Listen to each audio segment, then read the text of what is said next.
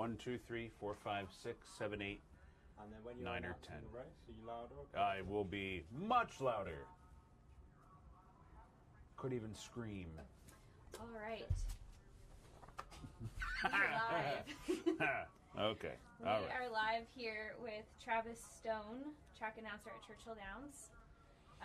Travis, you want to tell us a little bit about your picks yesterday and the Oaks, and then we will get started on the horses that are coming out for the first race. Yeah, sure. I didn't have any picks yesterday. I don't bet the races, but I was happy to see Torpedo Anna win. Brian Hernandez, just a great rider, very patient rider, and did everything right, going right to the lead and not panicking when getting surrounded by early speed, and just did everything right. Let me do this right quick. Mm-hmm.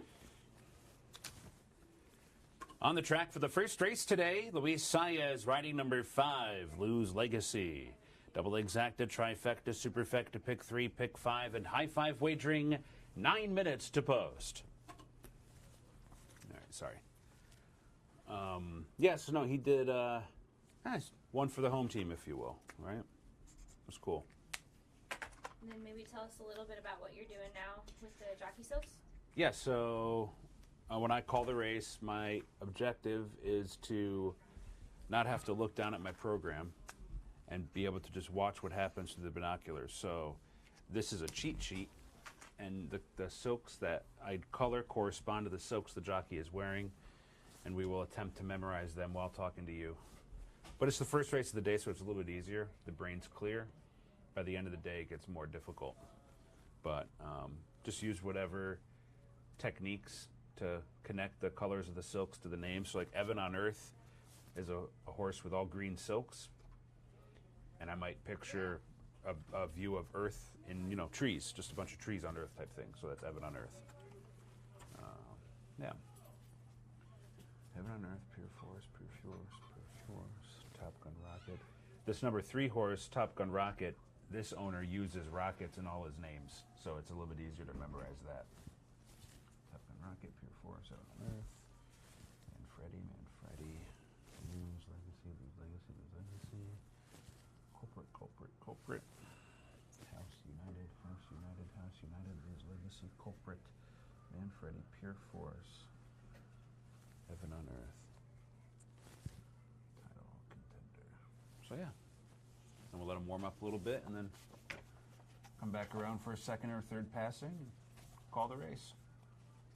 You want to tell us a little bit why you don't bet races? I don't think an announcer can be objective. I do bet racing. I don't bet races that I call. And if an announcer tells you that he can bet the race and sound impartial or without bias, go ahead and call him a liar. It's completely false.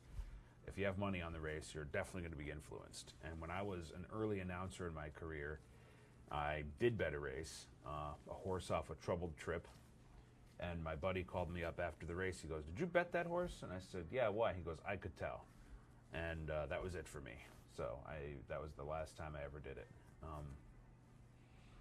So yeah, I mean, I see... When I watch races throughout the day, I see a lot of tough trips, or I see a lot of scenarios where a horse would be a good horse to bet back next time, but no, not with my money. So, yeah, just not for me. Do you ever mispronounce names? I'm sure. Every morning, as part of my routine, I will go through the race card and look at each name and look up the phonetic guide to it. Email all of us that do TV here at Churchill. I'll just let everyone, not email, I text, group text, and say, here's how you say these horses' names. Horse later today, I think it's Coppice or it's Copice, which would look like Capice or Capice, but it's actually Capis. So that's an example of a horse I looked up so we all don't sound like idiots when we're on the mic throughout the day. But I'm sure the worst is when you get a call right after the race or a message right after the race, like, that's not how you say that name. And, if it's an owner, I would say to all owners out there, please let us know. We want to get it right. We don't want to say your horse's name wrong. Especially if it's like, named after a family relative that we would have no idea how they say the name. But I make mistakes all throughout the day. Unless you're a race caller, you might not notice it. But, we're rattling off 300, 400, 500 words in a couple of minutes. Inevitably, something doesn't come out right, This is a good question. This year we have 18 bay horses in the Derby.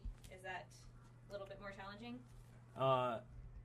You don't know. The one time you do notice horse colors is when they're gray, or sometimes a chestnut really sticks out. The bays, the dark bays, they all sort of look the same in the middle of the race. I will look for bridle colors, shadow rolls, blinkers, in addition to what the jockey is wearing as a guide. But no, I mean, we'll know who West Saratoga is, right? Because he's the only gray, as an example.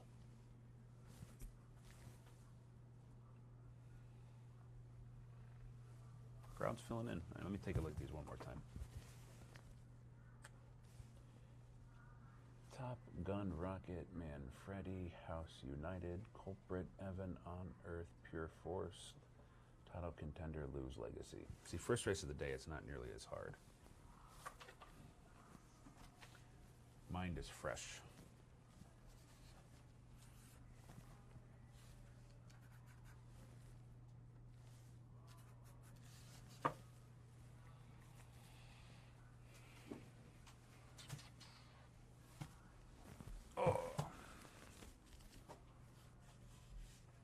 Race like the Derby, I've got those silks memorized. I've had them memorized for a week. You don't waste time with those. You work on those right off the mark.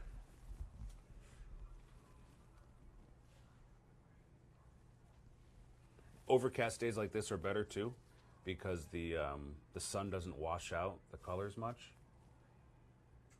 But if the track still has some moisture in it, the silks will get muddy, which adds another layer of challenge to the whole equation. What was your first Derby? This will be my 10th. My first was 2015 with American Pharoah. Is that a bad one to start off with? I'd never been to the Derby before, so I had to. Anybody that's come to the Derby knows getting here is 90% of the battle. Parking and walking in, getting through security. So that was all new to me. That was daunting. But yeah, American Pharoah. Do you have any pre-race rituals that you do before? Every morning, I mentioned I go through pronunciations for today. I watch yesterday's replays, take notes on things of my calls that I liked or didn't like, or things to work on. I take a lot of Ricolas to the track with me. I consume them throughout the day. They're the best for keeping the throat limber. Derby day, it's tough because it's so early in the morning, but I do have like a 10-minute vocal warm-up exercise that I will do. On every other race day we have here at Churchill, I drive in. But on Derby day, you tend to drive in with people, and I'm not going to do vocal warm-ups in the car with people. So, yeah, I study race calling a lot. I like to read about voice and presentation and telling stories. I have a binder of words and phrases that I maintain for race calls. And I like to listen to other sports and sports broadcasters, see how they handle situations in their events and consider whether or not that would port over to racing in any capacity. A lot of times it doesn't. We don't have 2-hour games. We have 2-minute races. So it doesn't quite jive, but yeah. Heaven on Earth, Pure Force, Top Gun Rocket, Manfredi, Culprit, Title Contender, Lose Legacy, House United. Who's the favorite here? Yeah, the two. Flangeroux had a good day yesterday.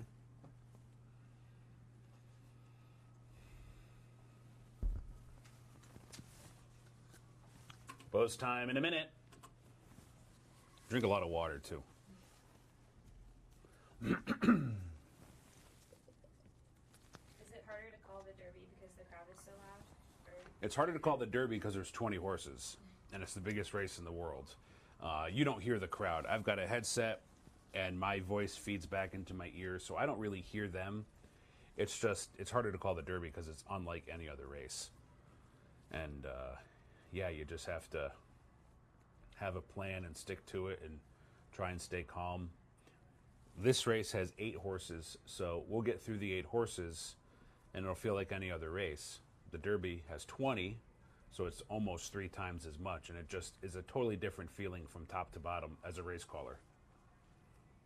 You get to the 12th or 13th horse, and you feel like it's taking forever, and you're just barely halfway. So that's the pressure of the Derby, is just unlike any other race. All right, we'll let you get to it. Yeah.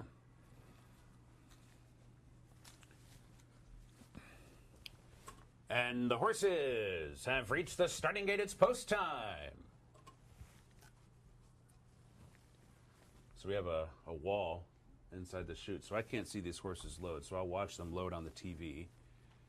And you're fine right there. And then go to the binoculars as soon as we can. Waiting for title contender.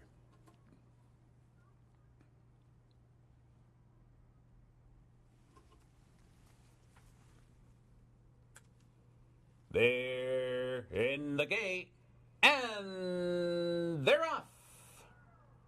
And Culprit from the far outside breaks sharply, but Heaven on Earth is sent through. Heaven on Earth right through to the inside to take charge. And Pure Force comes on to grab second. Culprit backs off them, but is right up and on the pace as well, racing in third. Top Gun Rocket comes out in fourth. Title Contenders now fifth. Manfredi toward the inside sixth.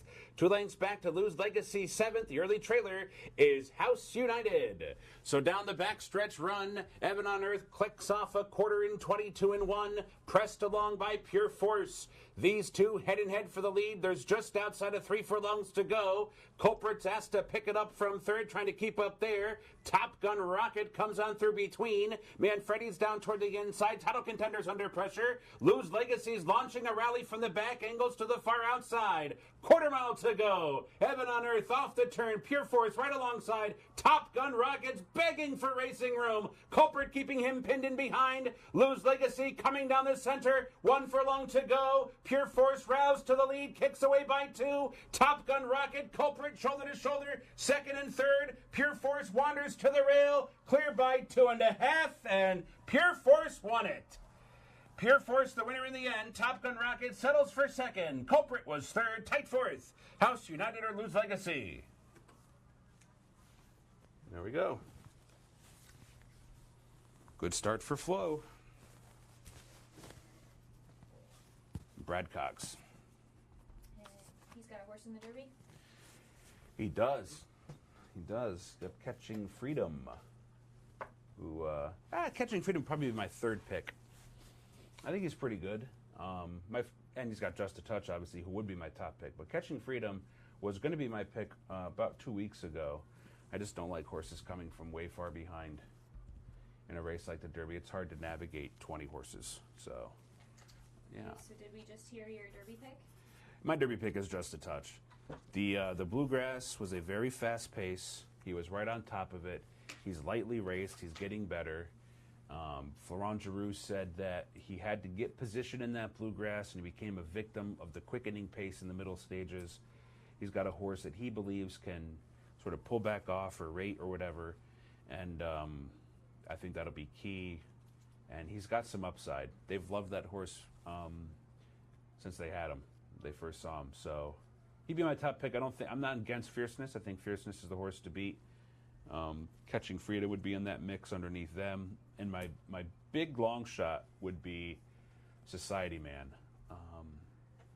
The way the Derby is run, there's so many horses, they all make these moves, and sometimes the horse that's just moving late is the one that picks up pieces and can get a share. And I think Society Man might be one of those that might be able to run on late for a minor reward.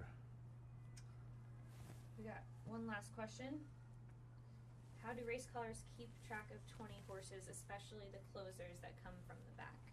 Is that hard to keep an eye out for? It's just like we just saw. So you memorize the silks, and you just have to work your way through. One of the keys to the Derby call is the half-mile time.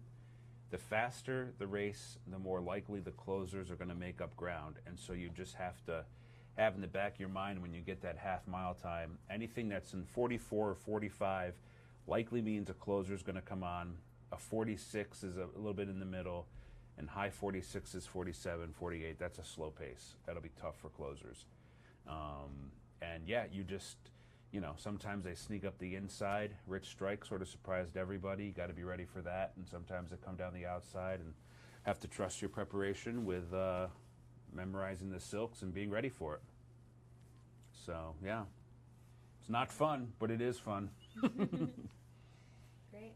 All right, Travis. Well, thank you very much. My pleasure. Enjoy the Derby.